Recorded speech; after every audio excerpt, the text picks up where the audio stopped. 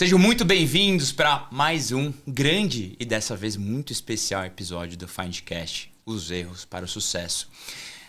Eu acho que não é toda vez que nós vamos entrevistar um apresentador profissional e dono do nosso estúdio que a gente grava aqui, esse Findcast que a gente tem falado que tem sido tão importante para a nossa empresa e tudo que a gente vem causando, impactando a vida de todos vocês.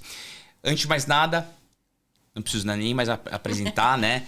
Mari Milk, minha sócia aqui na Find, inclusive a host também do nosso quadro Os Jovens Empreendedores. Sim. E antes de eu falar quem é o nosso convidado, com certeza você já tem um spoiler, já deve saber, mas agradecer ao nosso grande parceiro, Maria Deuco, vinhos que transformam momentos. E agora, como todos pediram, já está disponível aqui no Brasil. Então depois eu vou pedir para colocar nos comentários aqui onde vocês podem fazer os pedidos. E 1021 blindagens, blindagem de alta performance, que eu sempre gosto de frisar para vocês, que preza principalmente muito pelo serviço. E quem tem carro blindado sabe que o pós, ele é muito importante. E eu tenho que sempre deixar aqui anotado, porque eu sempre esqueço. Curta, compartilhe, se inscreva, ative o sininho, tá? Isso é muito importante. E como sempre, comente, traga as suas ideias, suas críticas. Como sempre, a gente tem um lado bem humilde, a gente quer sempre buscar melhorar, aprimorar e a gente trazer cada vez conteúdos mais adequados e que façam mais sentido para todos vocês. Quer falar alguma coisa, Milk, antes de eu apresentar aqui? Muito obrigada pelo convite. Eu diria que o convidado de hoje é uma grande responsa, não é mesmo? Você sabe que eu falei, putz, eu acho que vou ficar um pouco nervoso hoje, hein? Não vai. Mas não vai. vamos lá. Eu acho que como um bom Faria Limer, né? Eu acho que eu não vou ter esse problema. Bom, apresento a vocês Paulo Matias, jornalista, apresentador e empresário. Um dos nomes mais reconhecidos da nova geração da comunicação brasileira. Ex-subprefeito de Pinheiros durante a gestão João Dória em São Paulo. Fundador aqui da Setpoint, produtora e estúdio de gravação voltado à comunicação e conteúdo. E apresentou programas de destaque na Jovem Pan, como Morning Show e 3-1, o qual eu sou consumidor. E mais recentemente no SBT, com o programa Chega Mais. Hoje, ele comanda o canal do Paulo Matias no YouTube, com o programa Além da Notícia, consolidando sua presença no jornalismo digital. Ele é reconhecido por unir a opinião, autenticidade e inovação na forma de comunicar. Apresento vocês, Paulo. Paulo, muito obrigado. Obrigado pelo aceite ao convite. Sim. Sei que sua agenda é extremamente complicada. Para mim, né, e para nós aqui estamos nessa início de jornada, né, se expondo, falando um pouquinho. É uma honra enorme poder estar ao seu lado e que a gente possa compartilhar um pouco dos percalços, né, da sua carreira até então, que eu tenho certeza que vem muito sucesso pela frente. Fique à vontade. Fio, Mari, um prazer estar aqui. Muito obrigado pelo convite de vocês. Queria parabenizar mais uma vez o podcast. Essa plaquinha aqui, para quem não sabe, não é só uma plaquinha, uma mera plaquinha. Isso aqui tem um símbolo muito grande, batalha, de esforço, de relação. Só quem produz conteúdo digital sabe o quão isso é difícil, o quanto por muitas vezes é custoso, o quanto a gente despende o nosso tempo para isso. E vocês estão aqui com patrocinador, com plaquinha. Tá vendo? E com vinho. E é por isso que eu vim, né? Claro. Muito obrigado. Claramente. Muito obrigado.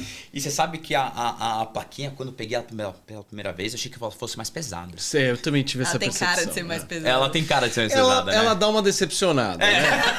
Aquela coisa, você vai, chega... Fica aí a dica, uma né? caixa horrorosa que o YouTube manda, horrível, né, cara? Pois é. Parecia contrabando até essas coisas, sabe? Você recebe e fala, gente, o que é isso, né? Que caixa é essa? Mas é um baita do marco, né, cara? Assim, acho que a gente... Eu lembro como feliz eu fiquei quando a gente recebeu isso. Sim. E produzir os vídeos, ele é... Eu digo que ele vai desde o trabalho de você pensar em quem você vai convidar, que perguntas que você vai formular, qual história que você vai enaltecer dentro daquele candidato, né? Eu ia falar aqui, daquele profissional.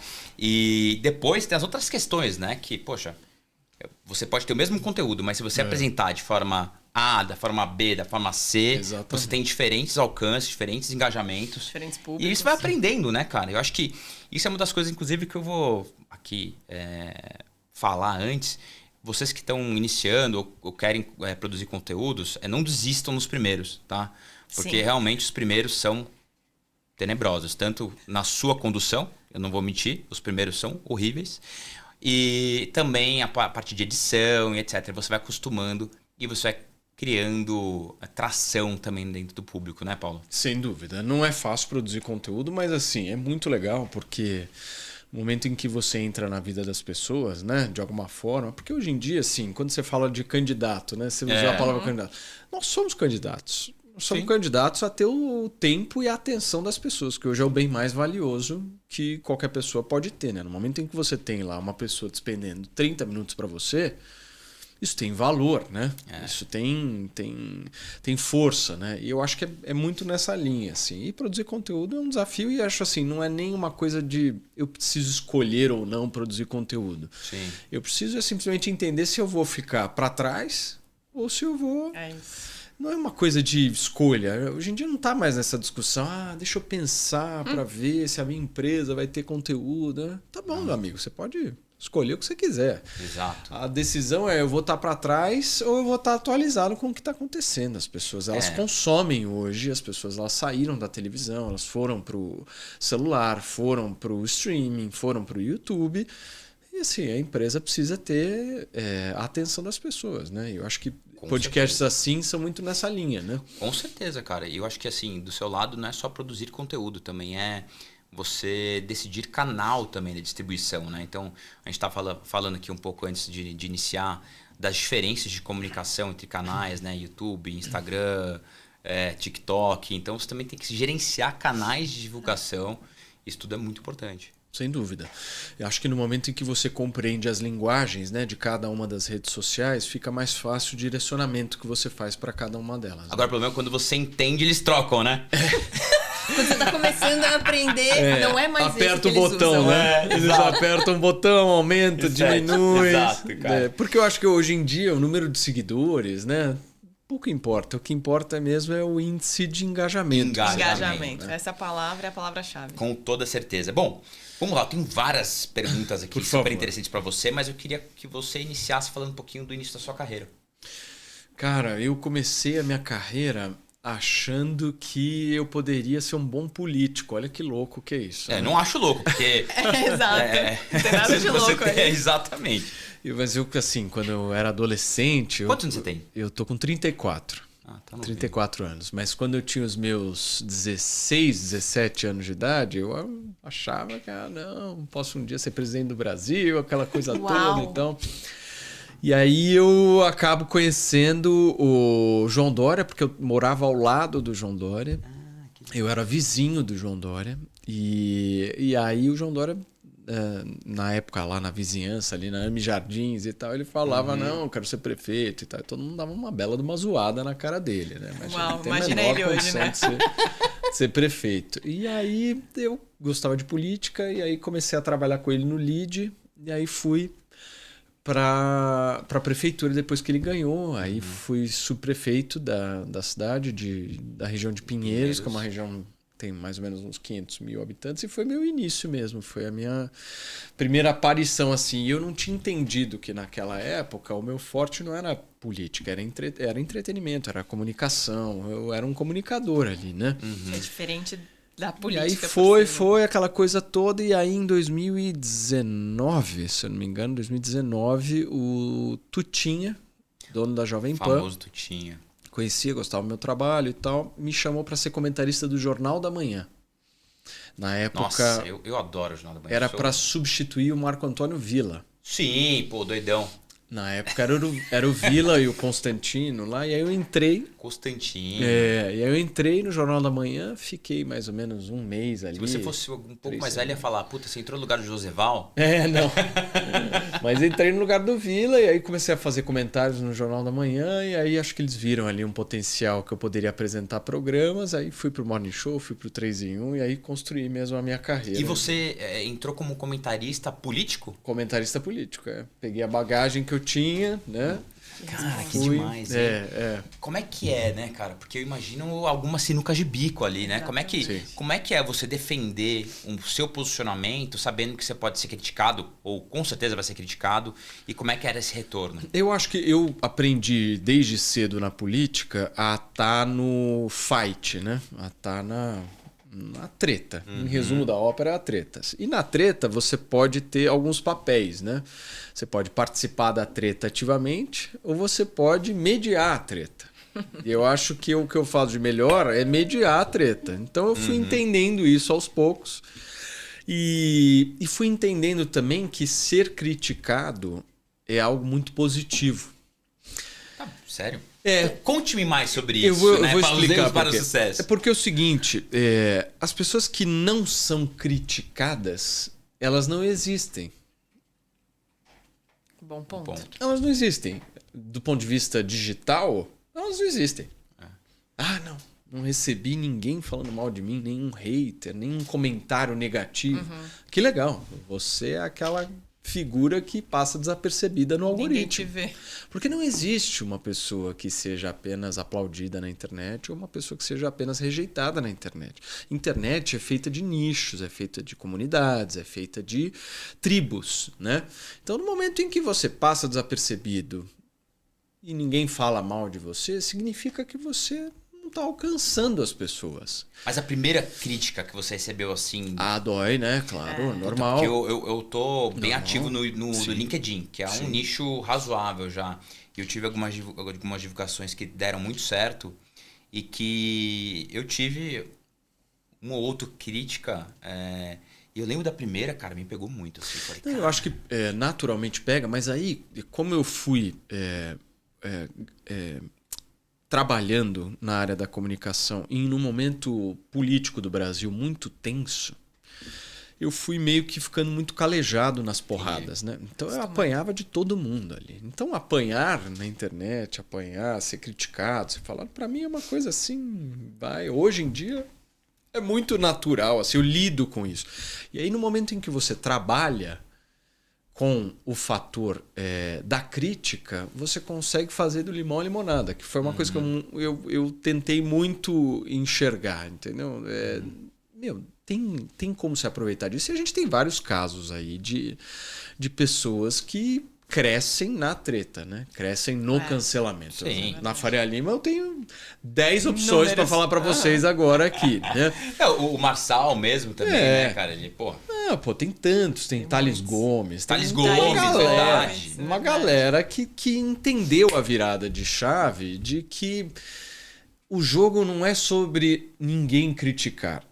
É sobre você arregimentar pessoas para que falem da sua causa. Arregimentar pessoas. São coisas diferentes, E entendeu? a maneira como você lida com a crítica. São coisas que você diferentes. faz com Então ela. eu fui criando meio que a minha tribo, a minha turma, sabe? Que é a turma de uma galera que gosta mais de dialogar, mais sapatênis. Você Uma tem um coisa pezinho mais- na Faria Lima também, então. Claro. Mas do diálogo, porque você vai encontrando, né? Uma coisa, as pessoas elas falam assim: mas como é que você constrói público na internet? O cara que chegar pra você e te dar uma receita pronta é um puta de um farsante. Não tem receita pronta, mas tem um caminho claro, que é o caminho da testagem. Você Tem vai consistência, testando. né? Não, e você vai testando, você vai sentindo, você vai vendo o que funciona, o que não funciona. Como que você vai construindo a coisa, baseada nos teus valores, teus princípios, aquela coisa toda, você vai e vai seguindo. Fazendo um parênteses aqui, tem algum mercado que você... E aí o mercado, eu digo indústria, né, setor, serviço, qualquer que seja, que você acha que não existe... que a comunicação, que o produzir conteúdo não faça sentido? Nenhum. Isso é um preconceito. Chacoalhão, hein, pessoal? Isso é um preconceito estabelecido que existe, arcaico, de achar que determinadas profissões ou modelos de negócio não combinam com o digital. Não há pessoa que vai me convencer que vender não é algo positivo para qualquer negócio. E no digital, basicamente, o que as pessoas fazem é venda. Com certeza. Seja lá uma venda de relacionamento, uma venda de produto, uma venda direta, indireta, tanto faz o tipo de venda, mas você vai vender. Ou se vender de alguma forma, ou vender o teu peixe de alguma forma. Então, assim... E falando de venda, você acha que a produção de conteúdo ela tá mais ligada ao awareness ou à conversão de venda? Eu acho que aos dois. Tá. Sendo bem em cima do muro e sapatênis aqui. Mas eu te explico por quê. Eu acho que as pessoas elas precisam ser vistas e as pessoas precisam ter um fechamento de mês. E esse fechamento de mês, ele vem numa conjunção de fatores diferentes que você vai construindo ali, tanto do ponto de vista de visibilidade, quanto do ponto de vista ali de venda que você vai ter individual ali de cada um dos produtos que você vender, de cada coisa que você for fazer ali na internet. Mas existem alguns mitos na internet que precisam ser quebrados, né? Esses dias eu estava conversando com alguns empresários, a gente estava numa confraria e eles falaram assim para mim: nossa, Paulo, mas você publica muita coisa.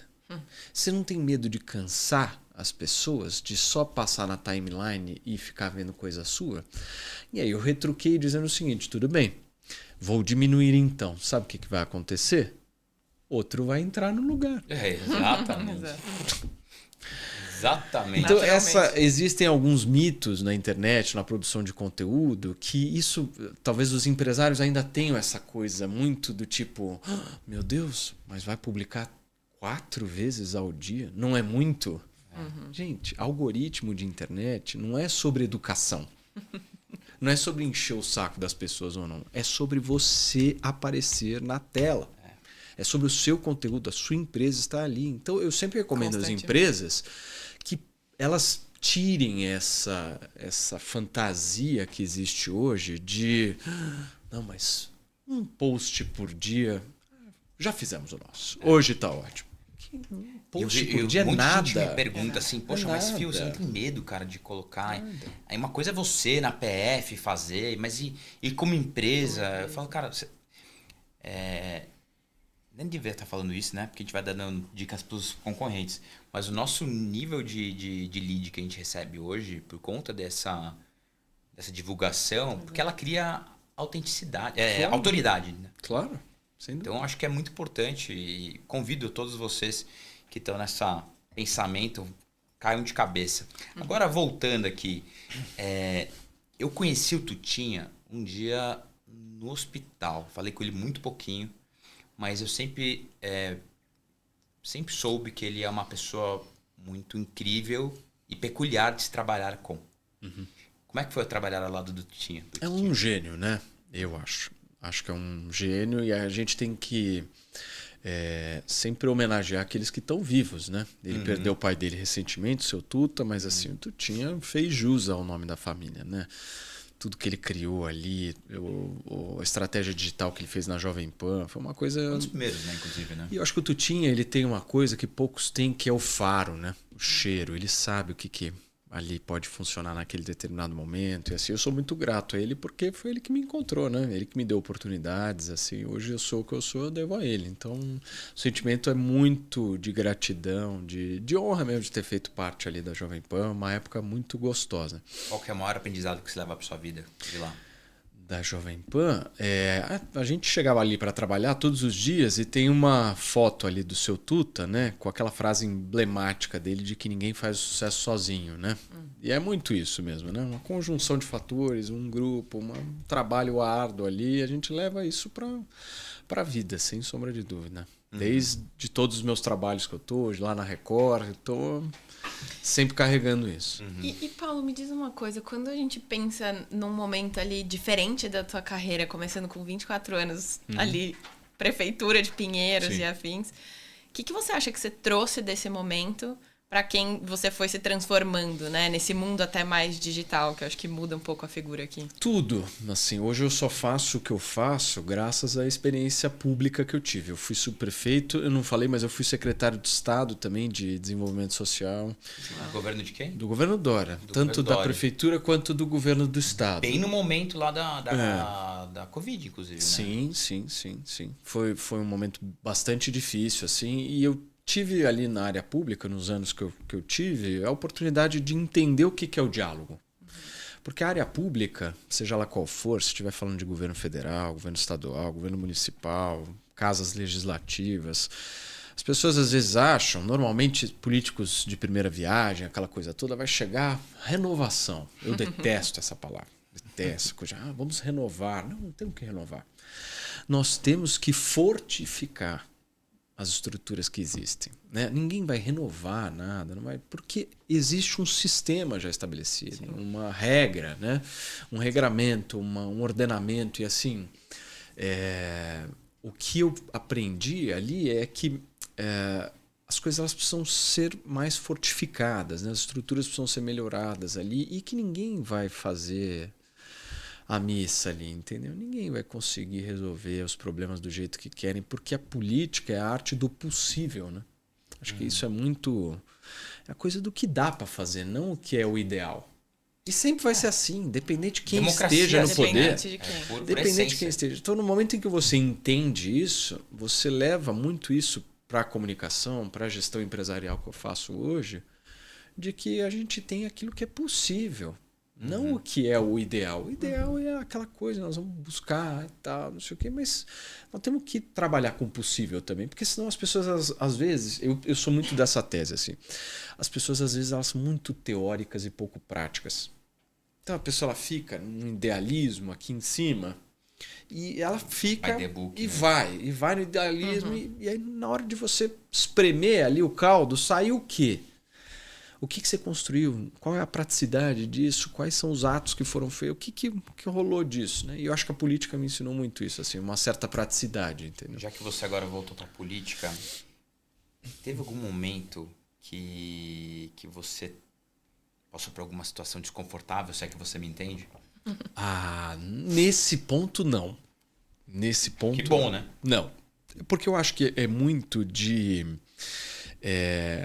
É que nem você tá numa balada e aí você começa uma troca de olhares ali na balada, aquela coisa toda. Você percebe quando a figura te dá abertura para isso, né?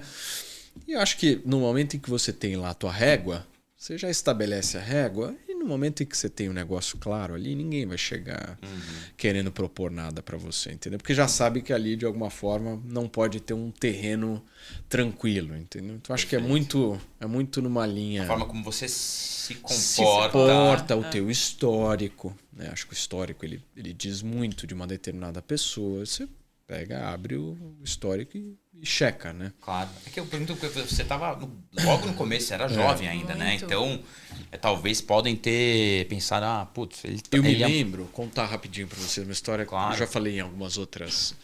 Quando eu cheguei na subprefeitura de Pinheiros, você chega meio perdido, né? Aquela coisa assim, 1 milhão de processos e tal, uma estrutura pública muito pequena e tal. E eu me lembro que eu cheguei, na minha mesa tinha um abaixo-assinado dos moradores do Alto de Pinheiros, da rua Pedralva, contra um motel. Nossa. Eu olhei aquilo e falei, caramba, um motel no Alto de Pinheiros, zona residencial? O que é isso? Esquisito. Aí comecei lá, meus primeiros dias, primeira semana, lá virou o Ano Novo, Réveillon e tal. A gente fez uma transição na última semana de dezembro. Cheguei lá, 1º de janeiro, 2 de janeiro. Falei, olha, eu recebi esse abaixo-assinado aqui. Primeiro documento que eu recebo na minha mesa e tal. Os moradores estão enfurecidos com um motel. O que é isso? Fui tentar entender, né? Aí fui ver, tal, aí pedi, falei, olha, checa para mim, por favor, qual que é o plano, o projeto ali Por que eles estão questionando, né? Aí fui ver, cadê a planta do imóvel? Aí fui, cadê a planta? A planta não existe. Ih, a planta sumiu, e não sei o quê. Fiquei 1 mês para conseguir uma planta. Vocês verem como... Agilidade, né? E a estrutura pública, ela tem o seu mecanismo, né? Aí vou conseguir a planta do motel lá na Pedralva, na rua Pedralva. Aí fui entender. Tinha uma classificação ali que foi feita no dia 31 de dezembro, assinada no dia 30 ou 31 de dezembro, alguma coisa assim. Ou seja, ao apagar das luzes... Em que eles tinham classificado uma casa na classificação de residência unifamiliar de 28 banheiros. Meu Deus. Residência familiar de 28 Residência banheiros. unifamiliar de Surreal. 28 banheiros. Surreal. Aí precisa falar mais alguma coisa? Não. Tá bem claro. E aí, obviamente, que a gente abriu todas as providências Sindicância, necessárias, claramente. etc. Arranjamos alguns problemas políticos por conta disso, mas assim, é o que você depara na estrutura pública. Por isso eu volto lá na minha história de que as coisas são possíveis e não ideais. Perfeito, cara. Então, Perfeito. ficar nessa coisa do vamos trocar tudo, todo, não vai conseguir fazer nada ali.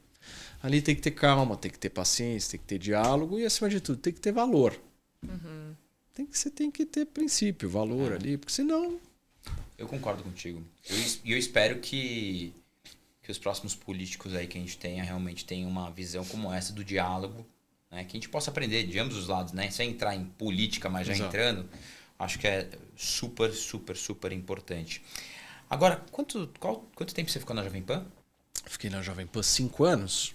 Ah, foi um bom tempo. Foi. Super. E aí você teve algumas passagens, né? SBT, como é que foi isso? Ano passado, 2024, Tá. eu fui pro SBT a convite da Daniela Beruti, a filha do Silvio, que gostava do meu trabalho lá na Jovem Pan. Fiquei o ano inteiro de 2024 lá, fazendo um projeto que era o projeto matutino da emissora. E a gente acabou pegando mesmo essa transição, né, de governo, entre aspas, ali no SBT com a morte do Silvio. Nós fizemos a cobertura, né, do velório do Silvio. Foi uma coisa muito marcante assim, na minha trajetória. A gente entra ao vivo 6 horas da manhã do domingo com todas as informações sobre tudo que aconteceu ali em relação à morte do Silvio. E aí, enfim, aquela coisa toda. E aí o projeto acabou não rolando muito ali no SBT, não deu muito certo. E aí hoje eu tô lá na Record, fazendo a cobertura da Fazenda, por incrível que pareça. É uma outra área completamente diferente do que eu faço. Mas eu adoro, assim. Eu gosto muito Se a gente parar de... aqui pra falar de Fazenda, a gente vai estourar. A gente vira um outro A gente vai podcast, estourar. Eu gosto muito de misturar essa coisa do entretenimento com o noticiário, entendeu? Que demais, eu acho cara. que a nossa vida, na sociedade que a gente vive, é uma grande fazenda. Não tenho a menor dúvida disso. Gostei disso. A única diferença é que alguns são mais polidos para falar isso e Outros outros não, entendeu? Mas a nossa vida tem um Dudu Camargo, entendeu? Não faço ideia do que Isso é um Eu fato. sei quem é. Isso é um fato. Mas é muito isso, assim, é você... eu que tive numa comunicação um pouco mais elitizada, né? Jovem Pan é elite. Né? YouTube é elite. Sim. O momento em que você consegue entender que existem outros mundos além disso, você consegue dialogar com a galera que por muitas vezes não entende a nossa língua, entendeu? Eu sou muito aberto a isso, sabe? Porque procurar aprender a me comunicar com a galera. Agora, comunicação, você chegou a... É um dom essa sua dicção, essa sua eloquência, ou você chegou a fazer algum cara. tipo de desenvolvimento? Nunca fiz nada. Nasceu assim, ó, que maravilha. Nenhum curso, nada de comunicação. Eu sou administrador, fiz gestão pública. Então, assim, para mim, o que eu vivo na área da comunicação é uma coisa muito minha, assim. Que demais, hein, cara. Minha. E como é que é navegar nesses dois ambientes, assim, Paulo? Fico pensando, você trouxe agora a questão da Fazenda, e aí eu tô pensando na subprefeitura e, enfim, pensando no digital. Como é que você faz esse switch, né, de comportamento, de comunicação? Como é que você traz isso? Eu acho que é você estando aberto, né? Você precisa estar aberto, sem preconceitos, né? Existe uma coisa da nossa elite que é um certo preconceito contra este tipo de conteúdo, não vou assistir, não é para mim esse tipo de conteúdo. Só que assim, eu sempre fui aberto a entender um pouco do comportamento das pessoas, né? Eu gosto de programas que de alguma forma me mostrem até onde uma pessoa pode ir. Independente de qual conteúdo seja, se a discussão é sobre o trato dos animais na fazenda ou se a discussão é sobre os juros no Banco Central. O ser humano é o mesmo. Não muda absolutamente nada. É o mesmo ser humano. Todos nós temos 2 braços, 2 pernas, cérebro, alguns com ausência, mas aquela coisa toda, pouco mais, né? pouco menos. Mas tem coração, tem sentimentos, tem emoções, e no momento em que você vai entendendo a figura humana, eu acho que as coisas elas ficam mais fáceis do ponto de vista empresarial, do ponto de vista de carreira, de negócio, você vai entendendo o comportamento das pessoas. E eu acho que Muito interessante. eu meio esse ponto de que vista. me especializei um pouco nisso, né? Eu fiquei muito conhecido ali na Jovem Pan, naquele determinado momento, né? Por ser meio que um para-raio de louco, né? Só era tudo maluco caía ali pra mim. E aí eu fui meio que aprendendo na coisa de como é que você lida com isso. E assim, toda empresa tem os seus loucos, sejam Sim. eles clientes ou sejam eles Chefes, chefes. exato. As pessoas difícil. são assim. O ser humano Até é que uma os coisa skills difícil. mais importantes hoje não são aqueles hard skills, né? Que você tem. Exato. É como você resolve problemas, como você enfrenta Exato. os problemas. Agora tem um ponto que pra mim é bem pessoal e que eu acho até interessante. Eu já tive várias questões com mental health, assim, sabe? Então, aos 23 anos, eu tive minha primeira crise de pânico. E eu lembro que eu estava dentro de uma entrevista, quando eu tive essa síndrome do pânico, e eu fui impedido de exercer minha profissão, que era headhunter. Porque, e até então, poxa, eu era um exímio comunicador, fazia palestra e não sei o quê. Fui presidente da empresa júnior da minha faculdade e tal. E do nada eu me senti assim, como se eu tivesse me cortado as pernas. E foram anos e anos e anos e anos e anos de autoconhecimento, de entender mais, para eu poder chegar num ponto que da exposição que eu me coloco e me proponho hoje é um baita de um mérito, assim. Sem dúvida. Além disso, putz, eu já tive crise várias vezes ainda, trato até hoje. Tive 2 burnouts e inclusive cheguei a ter um início de depressão também. E para mim sempre foi um desafio muito grande, pelo menos no início, né? Depois você vai acostumando. Essa questão de você se expor. Você, imagino que você não tenha tido, mas em algum momento teve alguma situação que te deixou um pouco desconfortável nesse lugar também ou não? Disposição, você fala? Não sei, eu falar, putz, essa pessoa é uma pessoa que me intimida, ou putz, essa pessoa é muito, muita areia pro meu caminhão. Mas eu acho que isso é todos os dias, né? Todos os dias você vai ter uma pessoa que você talvez não sinta aquela energia positiva, né? De estar perto, você de alguma forma tenha receio, você tenha medo, ou você queira aprender muito com aquela pessoa. Eu acho que é isso que eu te falo, sabe? É a coisa de você ir moldando e entendendo que as relações humanas, elas ditam tudo na nossa vida. Absolutamente tudo. Tanto o nosso negócio, quanto a nossa forma de se comunicar, de falar. Eu acho que no momento em que você se despide de preconceitos que existem, ou de algumas travas, né? Naturais que todo ser humano tem, as coisas elas ficam mais fáceis, sabe? Eu, pelo menos, enxergo muito assim, de uma maneira um pouco mais prática, mais objetiva. Eu concordo. Eu acho que é isso e outras coisas também, né? Eu acho que é um pouco de se conhecer mais também. Mas, poxa, achei interessante porque eu me coloco, imagina, eu tá lá do nada, tô apresentando o Morning Show, que Não é fácil. um baita programa. Tem o quê? Quantos anos aqui? Alguns, né? Nossa. Quase década. Vambora, lembra disso aí? Nossa, eu lembro todo dia, cara, todo dia. Agora, a parte empreendedora do Paulo. Empreendedora. Em que momento surgiu isso? Surgiu, cara, talvez com o pensamento que todo mundo vai ter quando vai empreender e fazer algo, né? De que você quer ter liberdade, né? Seja liberdade financeira, liberdade de tempo e que você não quer ter muito chefe.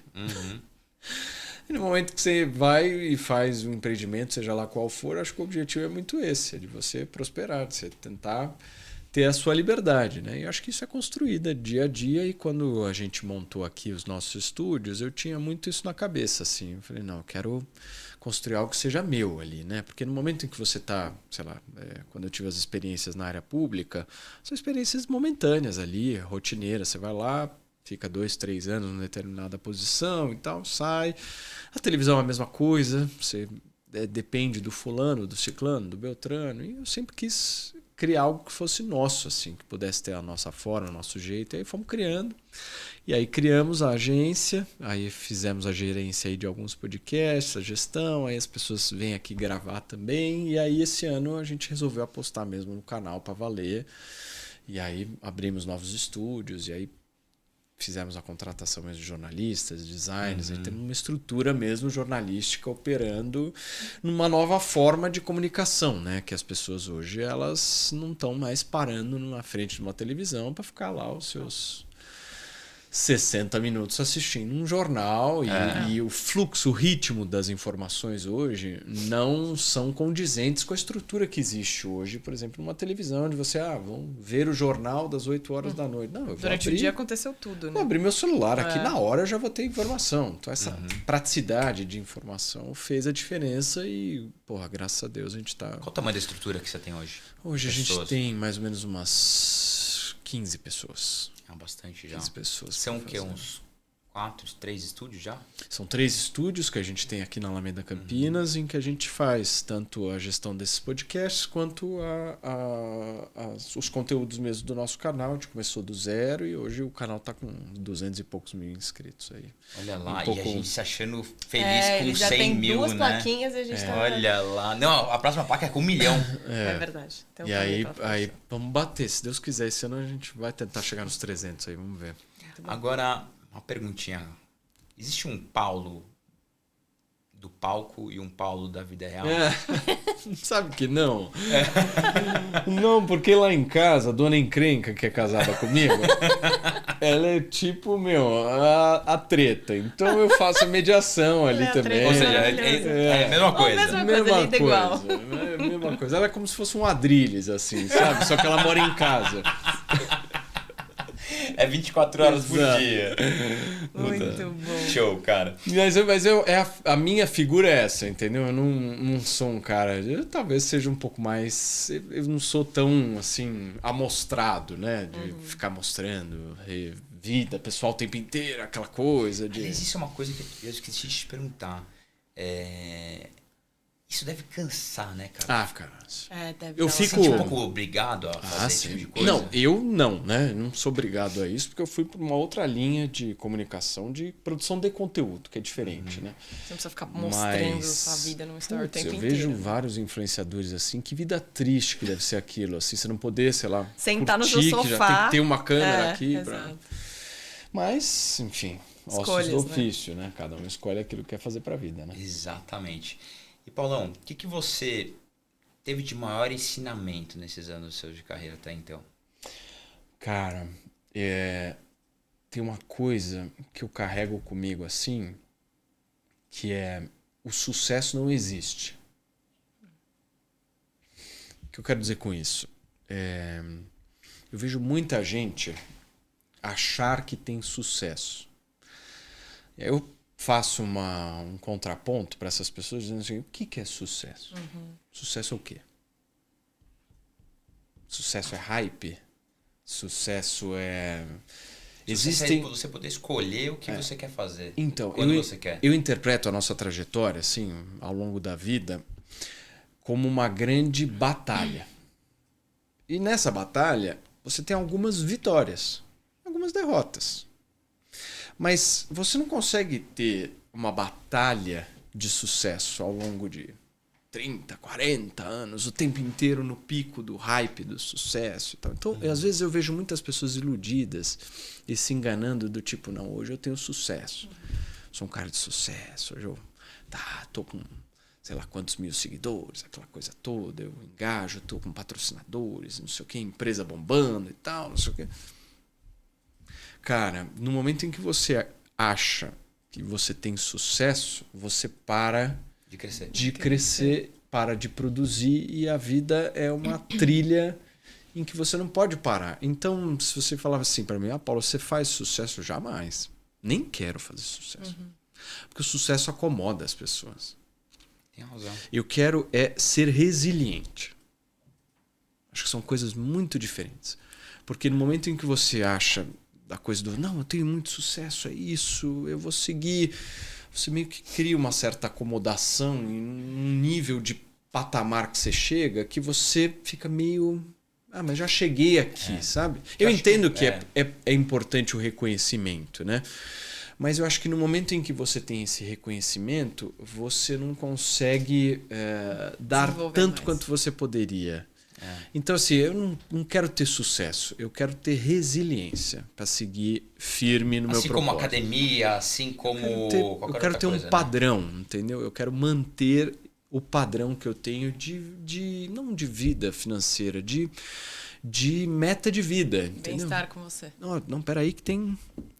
ano que vem tem outra meta que a gente tem para seguir, a gente tem outros objetivos, outras coisas. Então, assim, o sucesso ele tá ali, entendeu? Tá ali. Eu tô seguindo o meu prumo. Se as pessoas acham que tem sucesso ou deixam de ter sucesso, é uma coisa muito subjetiva. O ser humano, ele tende a buscar a linha de chegada, né? Quando eu chegar aqui, aí eu vou fazer sucesso. Ou quando eu chegar aqui, eu vou ser feliz. Eu acho que o importante é reconhecer vitórias. Isso. E vitórias são pontuais. Muito bom, concordo. Você me fez lembrar de uma entrevista com uma executiva que já faz um tempo. Inclusive, eu publiquei isso no LinkedIn também, que foi uma conversa que me marcou bastante. E foi exatamente sobre o que era sucesso para você, né? E na conversa, ela falou, Mari, eu cheguei num lugar extremamente alto da minha carreira, mas num ambiente muito, muito ruim. Então, eu saí desse lugar e hoje eu entendo que sucesso para mim, nesse momento, é ter saúde para mim.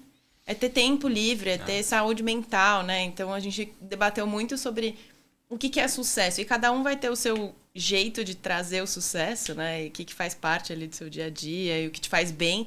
Porque eu acho que, no fim das contas, o sucesso é isso. É o que te faz bem, é o que você tá bem. Sei lá, eu pode ser polêmico o que eu vou falar aqui agora, mas... Adoramos uma polêmica. Eu acho que pessoas que buscam sucesso são pessoas mentalmente frágeis. Porque para você ficar o tempo inteiro buscando sucesso, significa que você precisa provar ou algo para você ou algo para as pessoas.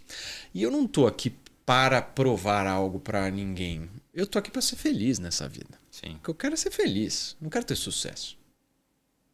A minha busca não é uma busca por sucesso, de eu não preciso aqui provar que, olha, eu sou um bom comunicador, eu faço o negócio bem feito. Não, eu quero ser feliz. Entre ter razão e ser feliz, eu fico com ser feliz. Então, eu acho que eu particularmente sou meio avesso a essa coisa de sucesso, eu sempre procurei me afastar assim porque isso ilude, cara. As pessoas elas ficam iludidas, elas acham que a política ela me trouxe um ensinamento muito importante assim, né? Tem uma frase, é meio velho que eu vou falar agora, mas eu me lembro pra caramba dele. Tinha um governador de São Paulo chamado Mário Covas. Cara, o Mário Covas ele falou uma frase que eu levo assim pra minha vida, que ele diz o seguinte: a política é que nem nuvens. Você olha um dia pro céu, a nuvem tá de um jeito, aí veio a tarde, a nuvem já mudou de um jeito. A vida é um eterno looping. Um eterno loop. Então, segunda-feira tá de um jeito, terça-feira tá do outro, quarta mudou, vai. Então, você não consegue firmar uma posição dizendo, não, eu sou um cara de sucesso, que eu sentei aqui nesta cadeira e tô tranquilo e é isso. Porque eu acho que aí você vai entrar num certo comodismo mental. Concordo, cara. Agora é impressionante como essa clareza que você tem disso com a sua idade, assim. Nossa, sim. Gostaria que quisera eu ter, né, esse tipo de clareza. Não, isso é um ensinamento. Agora, você acabou de acabar com a minha pergunta que eu faço em todo santo episódio, que é... Eu vou ter que fazer, você vê se você responde da forma que você quiser ou não, porque eu sempre faço. Eu sempre pergunto, quantos % do seu sucesso você atribui à sorte e quanto a suor? Então, agora eu vou refrasear, então. Quantos % da sua resiliência você atribui à sorte e quantos ao suor? Minha resiliência é zero sorte. Zero sorte. Não existe resiliência baseada em sorte. Sucesso momentâneo ali pode ser que você tenha uma pitada de sorte. Agora, resiliência do dia a dia, zero sorte. Verdade, ó. Aí você para de depender do acaso e você constrói previsibilidade. Exato. Nunca trabalhei com sorte. Nunca. Nada na minha vida aconteceu de acordo com sorte, de eu estar ali num determinado local, não sei o quê. Nada. Sempre foi tudo muito, muito de uma noção de construção, assim. Construção, de regar a planta, de colocar o tijolo, de errar, de acertar, de quebrar a cara, de... Isso, se isso for sorte, para mim não faz muito sentido, sabe? Eu acho que a coisa da sorte, ela existe. Isso não tem, é inegável que a sorte exista. Mas a resiliência não vem dela. Pode ter sorte num determinado momento ali. Exato. E você seguiu o prumo como? Não foi Vai por ter, sorte. ter sorte o tempo inteiro? Exato, não tem. Esquece. Não existe. E já estamos chegando no nosso final aqui. Eu tenho uma última pergunta que eu também Papo sempre filosófico. faço. esse. Isso Fácil. daria um Eu pouco de adorei. terapia aqui.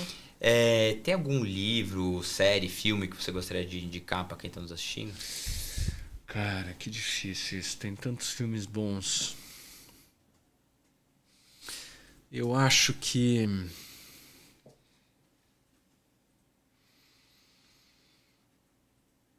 Eu vou indicar aquele 12 Homens e Um segredo? um Segredo. Esse é um bom filme. Acho que tem vários insights sobre a nossa conversa ali. Olha só.